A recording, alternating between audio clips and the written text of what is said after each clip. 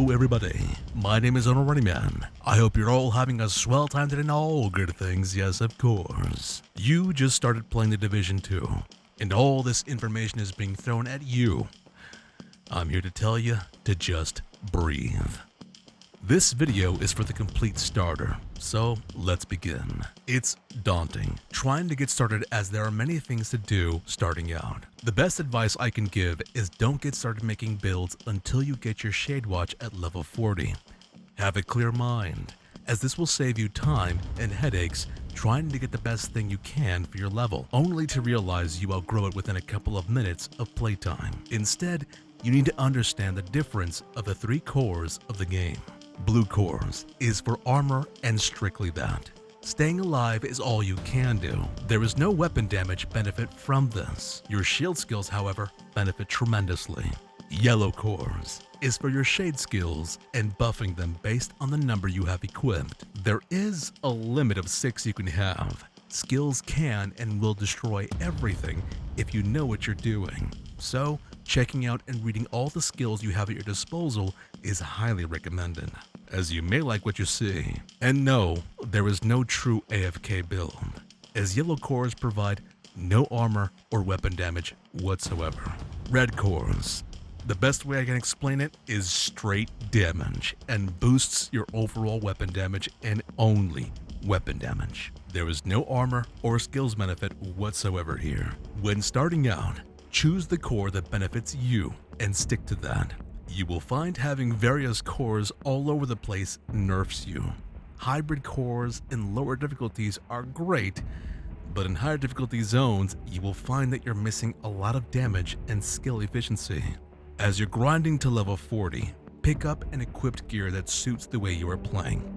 Don't worry too much about the rolls you're getting, as the ratio starting out varies. Every time you get gear, read the gear bonuses you get out of them, even the attributes. They are very important, as your build completely relies on these 2 components depending on the type of cores you're going for.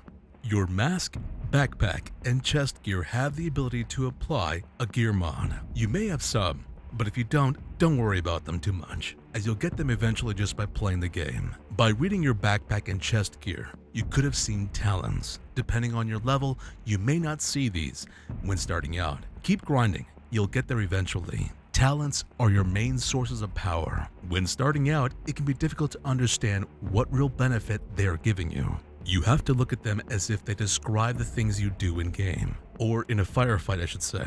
Some talents may even suit your exact way to play.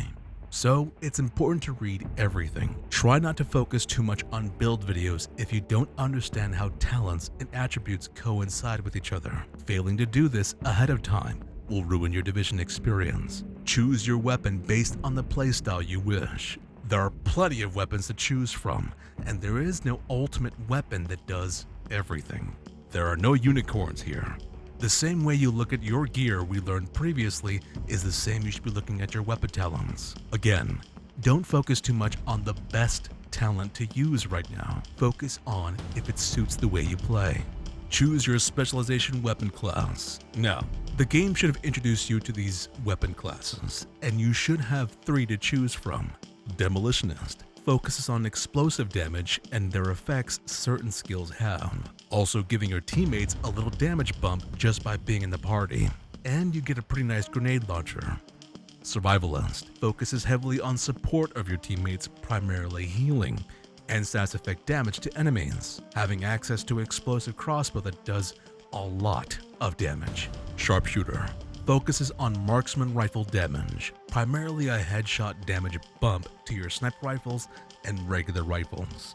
Gaining attack 50 sniper rifle that arguably makes your presence known in a firefight. There are 3 extras, but they require you to complete some side quests to gain these classes. Technician focuses primarily on skill damage, skill efficiency for your teammates, and in certain cases, skill healing depending on the build you're going for. Passively gives a skill point, which is fantastic. It does come with a rocket launcher, but it's not really that good, if I have to be honest with you.